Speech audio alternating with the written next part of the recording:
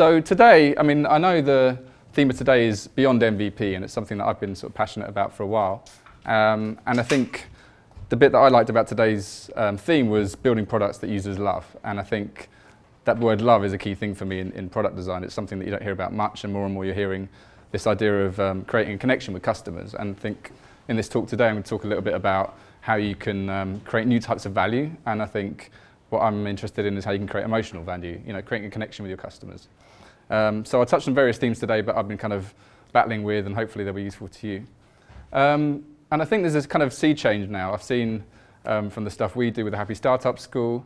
We also run other events like UX Cafe, which used to be housed upstairs, but we've moved a bit, but where we try and bring design to startups, get startups to better understand what design's about. And I think that's always something that startups struggle with, because often you don't have the budgets to work with great designers, and actually you want to move quickly too. So I suppose the key thing about my talk today is really about how do you move quickly while still creating a great experience. And it's a real battle, but it's something that you can hopefully sort of learn from. So a little bit about me before I go on. So this is the company I formed almost 10 years ago with a friend of mine from school called Spook Studio. And it's still our main core business. We basically build digital products. So we work with startups and sort of forward-thinking companies to create new businesses, new platforms, apps, whatever it might be, something that helps people to solve problems in some way, or even make people's lives better if possible. And over the years, we've kind of moved into the startup space. In the last 3 or 4 years, I'd say, we've really kind of honed our process and our efforts towards the early stage of an idea. So that could be a new product for a company, or it could be a new business for a startup. But really, it's about innovation, really, creating new things out of new ideas. And it's the bit that I really enjoy, is this kind of early stage of an idea, really. You've got a lot of flexibility because you're helping to create new things, but at the same time, that can come with challenges too, because it's really hard to kind of add some constraints to that process. So that's something we enjoy, and I know that Chris, who's one of our clients, will be talking afterwards to kind of hopefully give some insight into what it's like to go through a process like that, but also the challenges too. So he'll be chatting in a sec, and I'll introduce him. So these are some of the startups we've helped build over the last few years. Chris's company, Talent Rocket, which I'll tell you a little bit about in a second. Objective Manager, which is one of our sort of main success stories, which has just got a big round of funding. And our kind of process is geared towards getting people to build their own in-house team. So we get them to a kind of launchpad stage where they can then have confidence in scaling their business. As I said, with the UX Cafe, so for us, this theme today really resonates with me, because UX Cafe was set up really to help people pitch their MVP. So it was to give people a platform to get help, really, in terms of design. I think startup founders are used to kind of pitching their great idea to investors and telling everyone about how great their product is, but often it can be really hard to sort of say, help, I need help. I've released my product and actually it's a bit crappy. That's usually the kind of the angle we go with. But the good thing about this community is people then give help. So it could be other UX designers feeding back, or the audience actually often give some of the best feedback in terms of how they might tackle a problem. So it's very specific around maybe onboarding users, or going through a process, and it really helps everyone there to kind of really understand the thinking behind some of those steps. And more recently, we set up the Happy Startup School, which is basically, I think, having worked with startups over the years, we've really understood that early stage of process, but also we've been really passionate about making an impact too. So it's not just about building a startup to sell and make loads of money. It's about doing stuff that makes you happy and actually you're passionate about. So we've kind of built this community around this idea that there's other ways to kind of measure the success of a business, not just money, but also time, happiness, and also impact, making a positive dent in the world in some way. Minor plug before I go on. We're doing this event next week in Sussex. It's our biggest event yet, but it's 3 days of talks, workshops, and all sorts. We're sold out, but just thought I'd mention it if anyone's up for coming next year. Anyone here not heard of MVP? Or probably not, but I'll just ask anyway. Don't be ashamed to put your hand up. It's not most valuable player, as someone thought it was the other day when I did this. So it's an often kind of misunderstood term, I think, MVP in the startup world. And when I was just chatting to Chris about what was a good MVP and what's a bad MVP, it depends on your definition of it, I think. Often people think it's a test, like a demo. So it could be something that you do when you validate an idea with customers, or it could be the first version of the product. So I think how you actually define it then dictates what success is really. For me, an MVP should be the first release of your product. So it'd be the thing that you can actually make money from and actually deliver value with. I would call a kind of test more of an experiment. So maybe a landing page experiment or something like that. So again, everyone has their own definition, but for me, this talk's geared around like building the best version of your first release. So why is this important really? It's important because most startups fail. We hear these figures banded around, but it's true, you know. It's really hard to make your startup a success. So how can you actually make sure that you give it the best chance of getting past the first year, 2, 3 years, and actually, hopefully, you know, getting to where you want to be. And this is why, really, you want to be building stuff that people actually want. Not as easy as it sounds. And there's been a lot of great products over the years that have been great, but haven't actually got traction for whatever reason. So I think that's one thing that is worth keeping in note as you go through this process. It's not just about having a great product. We see this a lot with our company, that startups kind of want it all the time, really. We want it to be cheap, fast, and good, but you can't have all three, unfortunately. So I'm sure you've seen this before, but I thought I'd go through some examples so you get what I'm talking about. Yeah, that should explain everything, really. I think that they're trying to be good, but it's not working for me. I've heard that they're trying to reinvent their customer experience, and I think the CEO said there's a few chinks in the armor. I was like, yeah, just a few. Not a fan. Good and fast, not cheap, this kind of thing. That'll get you around, but can't have it all. And yeah, this. So yeah, I think what I'm trying to get at here is you need to make decisions when you're a startup at the early stage. You know, you want to have all those things, but actually something's got to give. So if you're releasing an MVP in a week, it's not going to be good, but it might be cheap. This is a great book, Getting Real, by the guys at 37 Signals and Basecamp, sort of project management tool. They talk a lot about simplicity in design and actually being able to make bold decisions, really, which is quite hard. I think if the one thing I've taken away from working with startups over the years is the startups that get further quicker are the ones who make better decisions quicker. And part of this is hopefully helping you to make better decisions. But one thing they say is the best thing to do is fix something, fix the time. So if you fix the time, and that's one thing we've worked out by building this process, is if you fix the time, the scope has to reduce. So you're forced to focus on the core features for your product that will actually help you to get forward. So that focus, those constraints really help to kind of get you to where you want to get to, and it takes discipline. So for this sort of minimum lovable product talk, I'm going to talk about cakes, basically. So go with me on this. This is the vision. So this is your wedding cake with Cookie Monster on the top. Looks great. So you've got to keep that in sight as you're going through this process. And for me, the vision is really about having a kind of bold vision, having something really scary that maybe you can't achieve, but actually gets you up in the morning, gets you excited. So I think that's really important to have that big vision in sight. Think big, but don't start big. Start small. That's the key thing. And often I think startups try to start with their full vision. They start with all the features they need, and actually it becomes a bit bloated. And the trouble with that is if it doesn't take off, you're not sure what's working and what's not. So having that really sort of focused constraints early on helps to then know what's working and then build upon that foundation.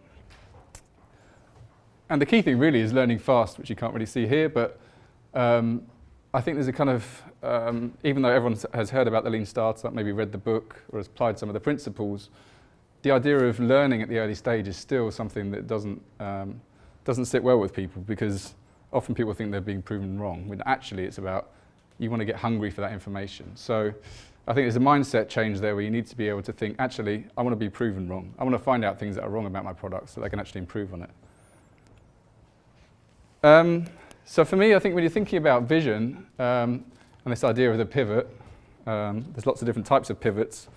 I was going to play a game, Lean Startup Bingo, but I won't do that now. But I think the key thing is really, if you've got a clear idea of where you're going, you know, where your vision is, what you're doing, then pivoting's a lot easier.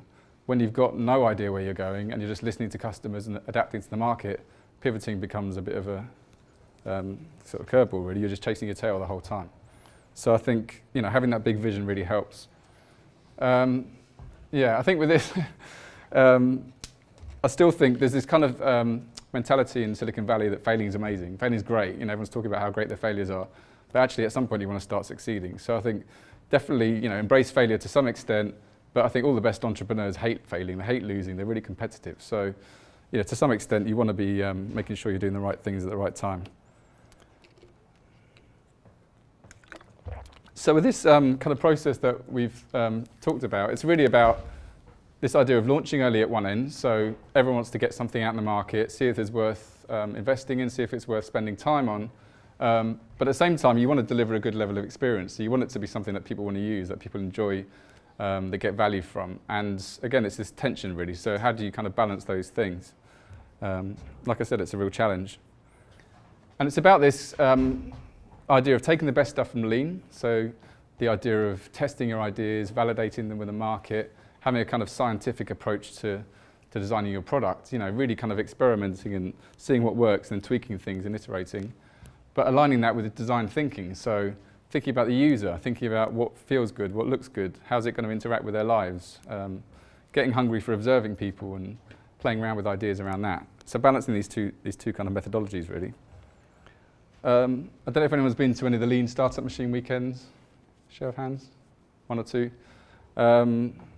Did you get a lot of value from that? Okay. Anyone else? Oh yeah.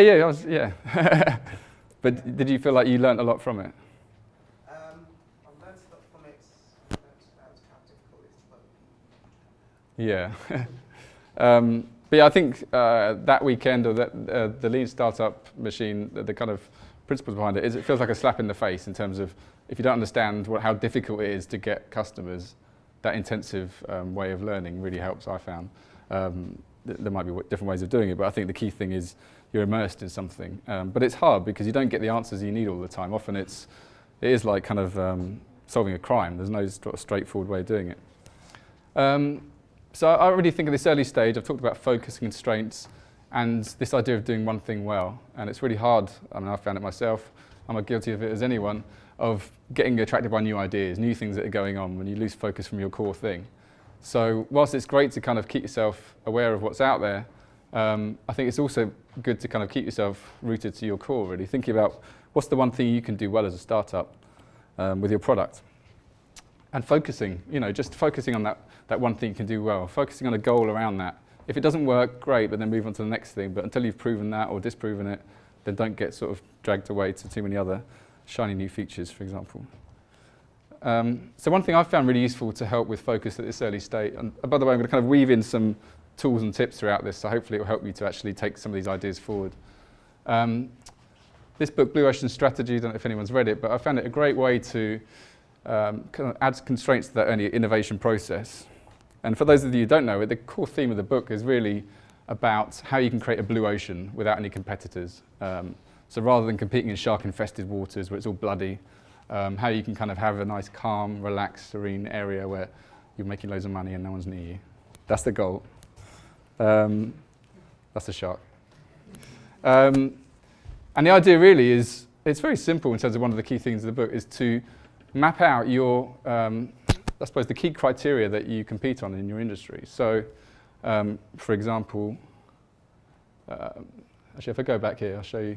So the idea is, down the bottom is competing factors, and on the left is the level of offering. So things people might compete on could be price, it could be quality of design, it could be number of features, it could be, if it's a shop, opening hours, or if it's an app, it could be all sorts of things. So you get the idea.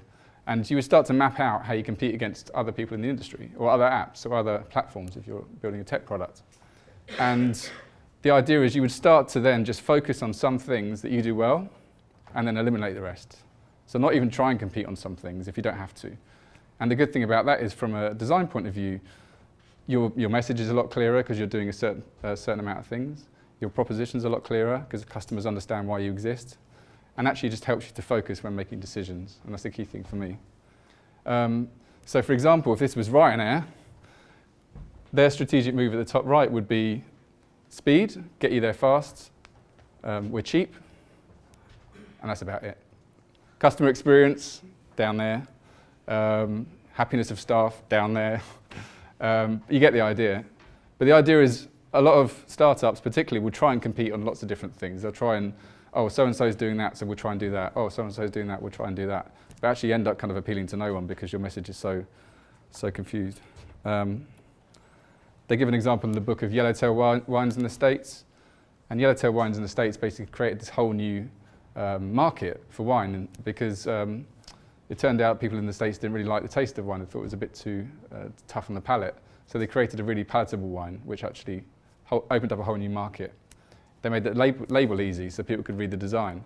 So they competed on different things and actually created a lot more demand than existing alternatives. And there's various examples in the book, but I definitely recommend it. So the key thing for me, when you're designing any new product, is really sounds obvious who you're making it for. Everyone knows that you should think about your users, should talk to your users, should test things with users. Not enough people do it, I don't think. And this is why, really, it's tough, but no one really cares. You know, it's going to take a lot of effort for people to really care about your product, and you're going to have to work hard at it. So I think that's one thing to keep in mind is you've got to prove people wrong and actually make them care. And this is related to the idea of moving through this curve, basically. So you want to start with your innovators, your early adopters, people who really feel passionate about your product, and then over time that will open out to a bigger market. But at the beginning, you want to focus on this core, the few people at the beginning who really care. Can you make their experience amazing? Can you kind of get really passionate? And also, it might even be like reaching out to your first 1,000 customers. That's something I've found really valuable, is just having those kind of one-to-one interactions with people on a human level, not as a community or not as your audience, but just as people. Building relationships with them, over time you'll start to build trust, and hopefully that will lead to a bigger market. And like I mentioned earlier, really, for me it's a little bit like cracking the code or being a kind of detective. You know, you're trying to sort of map out what user needs are. I think one of the key things is really thinking about who is my ideal user, who would I like to serve, you know, what products and services would I like to design for. For me, we've had loads of ideas in my company for creating new products and services, but actually, when we think about it, the gut thing for me is like, would I want to spend the next 5 or 10 years working on this product? And within about a minute, I can often go, actually, no. It's a great idea, but I'm not passionate about it. So thinking about the audience you want to serve, you know, for us, we're passionate about startups and new ideas. All the things we do will be geared towards that. So it really helps to kind of focus. So from the same point of view, you thinking about who would I like to design for, rather than thinking, where's my market? We've seen people at various startup events starting off with their vision for the product, but often they pivot to a different segment which they're not passionate about. So say, for example, you built a product for, I don't know, charities, and then you had to pivot to banks. Might be the same product, same vision, but actually you're not passionate about working for banks. So these are the kind of decisions which it's worth thinking about at the beginning, I think. So some tools which help with this. Empathy maps, a great way to kind of empathize with your user, thinking about what's going through their mind. There's tools online for this. So you can, I think there's even a Google Doc where you can actually create your own. But really what you're trying to do is put yourself in the shoes of your user, actually trying to think about what it's like to be in their world. Maybe even mapping out their day, you know, thinking about what it's like when they wake up in the morning and what do they do through that day? How's my product going to fit into that 24 hours? And often when you think about it, there's not much time for your product to fit into their world. It might be on a train, it might be after work. So this amazing thing that you're building, actually, when you work it out, thinking about things like this might impact on the design decisions you make and actually make it a lot simpler, potentially. Or it might impact on the device you use. If you're designing for, you know, purely desktop, when you realize, actually, my customer's on the move all the time, then just design for mobile and think about that first. So again, these impact on the decisions you make. Creating personas doesn't need to be a really complicated process. We've actually created a tool called Personapp, which you can use for free online, personapp.io if you want to use it, which allows you to create simple personas of your target audience. We sit down with clients and do them. You can do things like using these cards or pictures from dating sites if you want to use real people. But yeah, I think the key thing is you're starting to think about who is my user. And often you'll be guessing a little bit, but I think the key thing is to use this as a starting point for going out and talking to people. So it's not going to be always based on evidence, which a lot of traditional personas would have been. You'd do loads of research for months on end, you'd have budgets to do that in a design company, and then you'd create these personas based on all this data. Whereas I think with startups, you kind of flip it around, go, actually, based on what I know of my customers, here's how I think their world looks, and actually the kind of problems that they have, and how my product can solve those problems. Has anyone created personas before for their startup? One or two? And like I said, really thinking about, whoa, that's bright. Thinking about the top 3 problems that your customers have. So, you know, one of the key things about the lean startup movement is finding a problem worth solving. And that's often the hardest thing to do. But I think behind every great problem, there's a great opportunity. So, you know, there's, I don't know if you've heard of the idea of a vitamin or a painkiller, but there's 2 types of products really, one that solves problems and one that kind of creates a new need. So a painkiller could be something like Basecamp, which solves a problem, or Free Agent, which is an accounting tool, which is a real pain, but it makes my life easier. A vitamin would be something like Facebook or Instagram. I didn't need it in my life. I don't need it in my life, but I think you get the idea. But yeah, I think it's easier to make money and make revenue from painkillers. So if your customers have real problems, I think it should be something that you can feed into your product. So this is the kind of term that Eric Ries used to describe MVP. It's the idea of creating the maximum amount of learning from the least effort, essentially. So how can we maximize or leverage the stuff at our disposal to learn the most about users? So it's not necessarily to make money, it's to validate the need. And that's one key thing to bear in mind is it doesn't need to be the full product. Now, again, as I said earlier, the challenge with this is people then release a crappy product and then, lo and behold, no customers come on board. But then you don't know why it's not been a success. Is it because it's a bad idea? Is it because the design's bad and the experience is bad and people just jumped off? So I think from seeing different ways of tackling this, there's a minimum level of design required to kind of get through the first hurdle. So this is what I think of an MVP in most people's eyes is like, if this is a cake, it's kind of dry, it doesn't taste very good, but it's a cake, just about. I like this quote. Using a merely viable product is like visiting someone in an intensive care unit. They're alive but not fun to spend time with. So I think if you think of it in those terms, it's functional, it does the job, but you're not going to get any emotional value from it, certainly. You're not going to tell your friends about it. It's just going to kind of keep you alive, basically. And again, this is another quote from 37 Signals. And they basically say, if you decide to build something, build it to a certain level. So don't just kind of keep adding more features, commit to it in some way. So think about the time it's going to take to deliver that well and not just kind of add more stuff. I think it's a temptation now when technology becomes cheaper, you can get plugins and all sorts of third-party tools that you can just bolt on features. The danger with that is it just becomes bloated again. So making sure that you can commit to something on a minimum level of execution. And this links to this model called the Kano model. So I don't know if some of the designers might have seen this.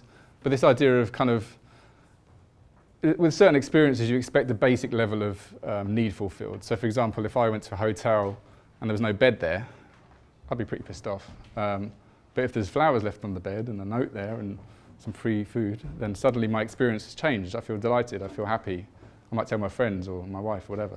So you get the idea that if you're building an MVP, it's hard to create any delight or surprise in your customer experience. And so if you can move towards that, then you've got an opportunity there. And the way I think about this is like every interaction with your customer is an opportunity.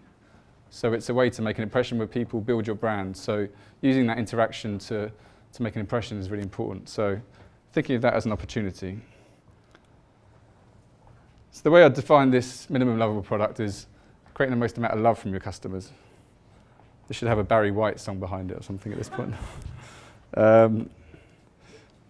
So this was what it looks like. So it's kind of, the idea with this is it's helping you to test out all the core elements of your product, but delivered well. And it still tastes good. It's good enough to tell people about. So the kind of themes I think that you should be thinking about when you're building your minimum lovable product is it needs to be viable. So again, it's not something that you can dismiss. You know, you can't have a well-designed product that doesn't actually solve any problems or no one wants. So you still need to do your test and experiment and try things out. But again, using that as a way to kind of build a relationship with your customers. Making it delightful, like I said, so putting in some touches in there which actually create this impression. Thinking about what you can do to actually use those moments as a way to feel like you're talking to a person. It might be a bit of copy on your website or product. It could be some fun way of doing something, but actually it's just a way for them to realize you're human and I'm talking to a real human. Making it remarkable, so making it something that people can actually talk about and share with other people. And tribal, which for me is about building community. So I think the days of kind of making a product and selling it are dying. It's about kind of building a relationship and actually building a community around an idea. How can you get people to rally around with your mission, whatever that might be? So I like this idea of, I was trying to articulate this for a while and I couldn't put it any better than this really, which is about gaining a following while exploring opportunities. So we've got a guy talking at our event next week who's written a book called The Lean Brand, which is coming out soon, which I'd recommend. And he talks about this idea of going on a shared journey with your customer to create common value. And I think this is the idea of actually, you're not selling a product to them when it's finished, you're using them to help you to build it and to actually build a relationship together.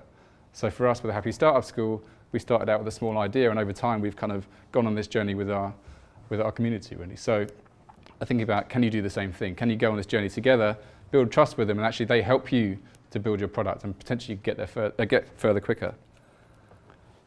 Viable. So for me, Lean Startup Machine is a good example. They talk about vanity metrics. I don't know if you heard that term. Another Lean Startup bingo phrase. Likes don't count as validation. Followers don't count as validation. The key thing really is money counts as validation. Oops. You know, if someone pays for your product, even if it's not perfect, then that's validation for me. So people can say nice things, you know, kind of give you a lot of goodwill, but actually, unless you've got a viable business, it's going to be hard to get past your initial runway anyway. Make it delightful. So designing for emotion, like I said, creating this impression with your customers. Because we're not robots, really. We're real people. And I think that's the trouble, is a lot of tech products start with tech first. That's changing now, but you know, companies like Apple and Nest and startups like Airbnb have proven that design is a way to create a competitive advantage for your company. And in the States now, there's a fund called Designers Fund, which is funded just purely for designer founders, because investors now see value in investing in design-led startups, because people are getting much more savvy. Again, companies like Apple have raised the bar so that there's this kind of minimum level of experience expected for any new tech product. So again, it's a competitive world out there. Another great book called Hooked. So Nir Eyal, some of you may have heard of, who is a behavioral designer really. He's created this framework called the Hook model, and it's a way to get users addicted to your product. That's the idea behind it, hence the term Hooked. But he's got a great blog where he shares a lot of examples of startups and how they've used this kind of principle to create products that people come back to again and again. So making your product sticky. It's one of the hardest things for any new digital product, is how do you get people to come back again and again? If you've got a smartphone, you've probably downloaded hundreds of apps over the years. How many have you actually stayed with? I know for me it's in the single figures basically. So how can you create that real traction with your product? And this is a great way to do it. I'm not going to go in detail, but the key thing is really having some triggers which really connect with your customers, and then having a way to deliver some rewards to them as quickly as possible. And really just keeping them addicted to what you're doing. It's easier with a social product because you can build in some kind of virality into it, but I think more and more products are becoming social now. So it's a great way to kind of get customers engaged with what you're doing. Remarkable. So this is a great quote from Jeff Bezos from Amazon. And he's right, he's basically saying that you can make a real impression with people on the internet, but also if you deliver a bad experience, then that can be more damaging. And particularly given the way that social networks work now, you know, it's a real opportunity, but also it's a real challenge now if you deliver something bad that people can actually bring down your brand quite easily. So it's how you react to that. But the best companies are using that to their advantage. You know, small startups can suddenly make an impression with millions of people quite quickly. Purple Cow by Seth Godin, another great book which talks around this idea of making your product remarkable. How can you stand out from the crowd? You know, be a purple cow, not like the others.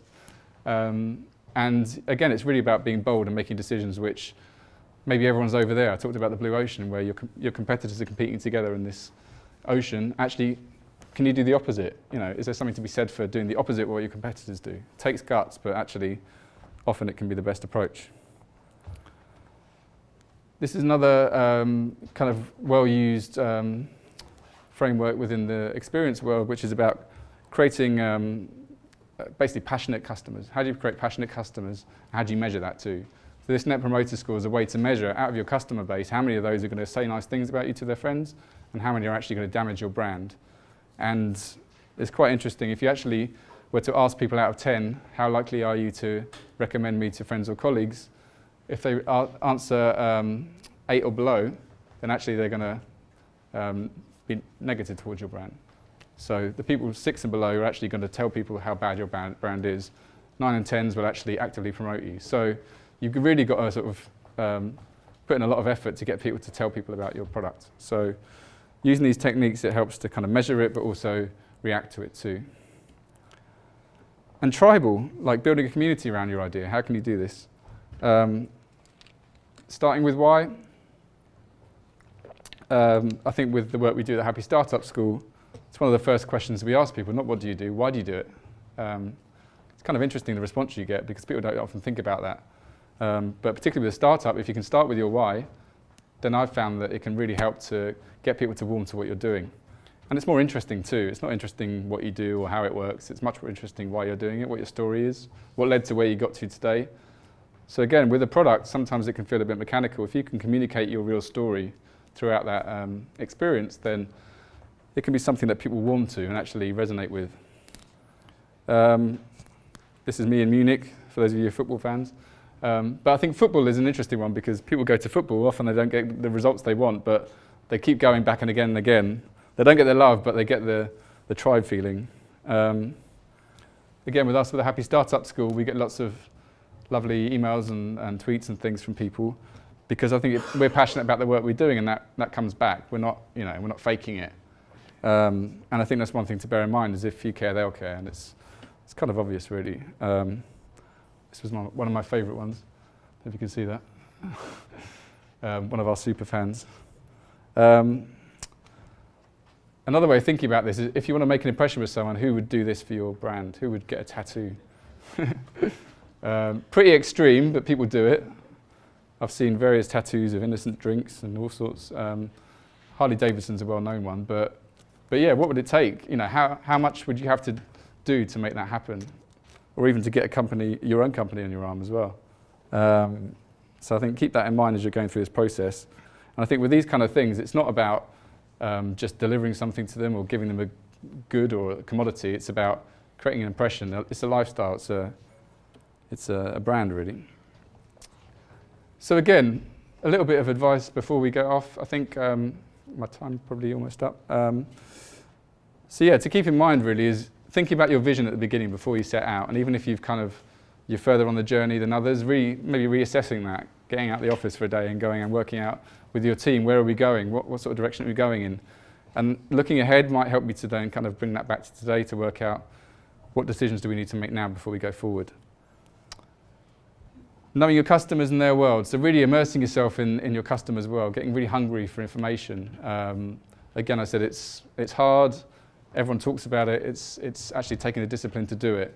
Often you can feel like you're not progressing. You know, we've seen working with entrepreneurs that people just want to keep seeing stuff being built. Like they see value in features in product development. They don't often see value in learning or talking to customers. But actually, that can save you a lot more time and effort later on, and even money. So thinking about this idea of the early stage, you're absorbing information. That learning is saving you time and giving you focus.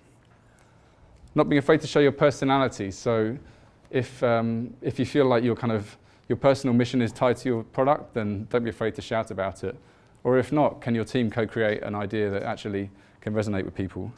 But being bold, being brave, I think is one thing to bear in mind. Stand out from the crowd. Get your users hooked, so like Cookie Monster, get them coming back for more. So you're using things like the hook model, blue ocean strategy to actually help you to kind of create that focus, but also get people coming back in again and again. And yeah, using this opportunity to build your brand from day one, really. So, you know, one thing that kind of is a bugbear of mine is often startups will say, yeah, we'd love to get some designers in, but right now we can't afford it. So maybe in 6 months or a year, we'll start thinking about our brand, because, you know, that's when we get the cash in to kind of make things better. But they might not be alive in 6 months' time. So, I mean, the business, obviously. Yeah, I think, you know, it's thinking about doing it from day one. You know, you don't have to spend loads of money on it, but actually getting the best design advice or help you can get from day one is so important, because you could instantly accelerate your startup away from your competitors. But as I mentioned earlier, not being too kind of blasé about this, there's loads of products that have been well designed that haven't been successful, and equally there's a fair few startups that weren't that well designed that did really well and maybe got in first. So Craigslist is always a classic one that people mention. Very bare bones design, but solves the problem, and actually, because they got there first, people accept that level of design. So again, striking this balance is the hardest thing to do, really. Trying to get that balance right.